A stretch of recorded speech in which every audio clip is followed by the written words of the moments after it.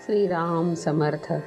सद्गुरू श्री ब्रह्मचैतन्य महाराज गोंदवलेकर यांचे प्रवचन दिनांक 16 नोव्हेंबर. अभिमान जाणे ही देवाची कृपाच. आता उत्सव पुरा झाला. आता तुम्ही सर्वजण परत जाल तर क्षेत्रात आल्याची काही खूण घेऊन जा. ती खूण म्हणजे काय? क्षेत्राच्या ठिकाणी काहीतरी अवगुण सोडावा.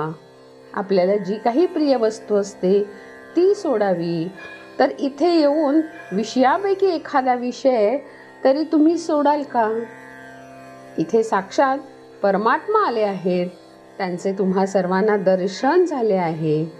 तर मला वाटते याहून तुम्ही काहीतरी जास्त करणे आवश्यक आहे.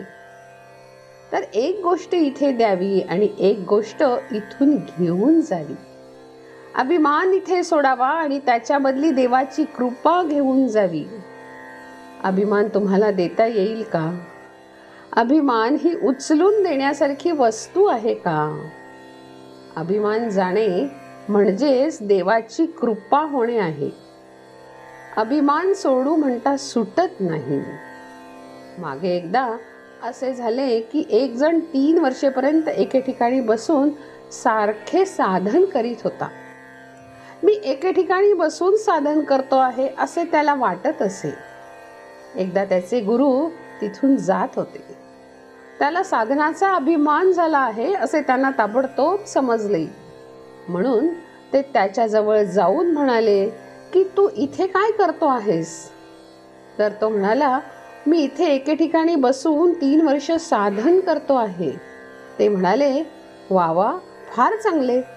तू आणखी 3च दिवस इथे सारखे बसून साधन कर, म्हणजे आत्तापर्यंत केलेल्याचे श्रेय मिळेल.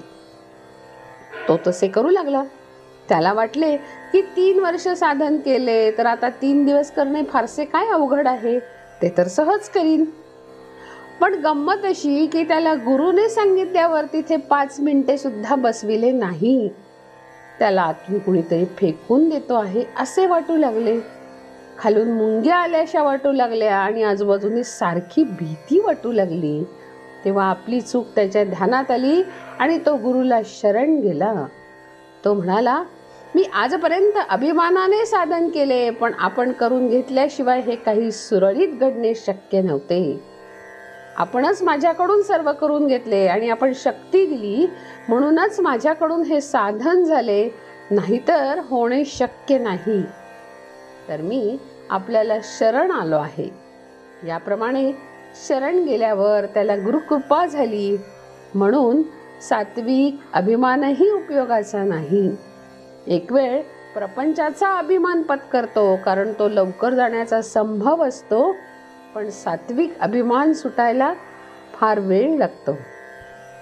परमार्थामध्ये मिळविण्यापेक्षा मिळवलेले टिकवणे हेच फार कठीण जाते.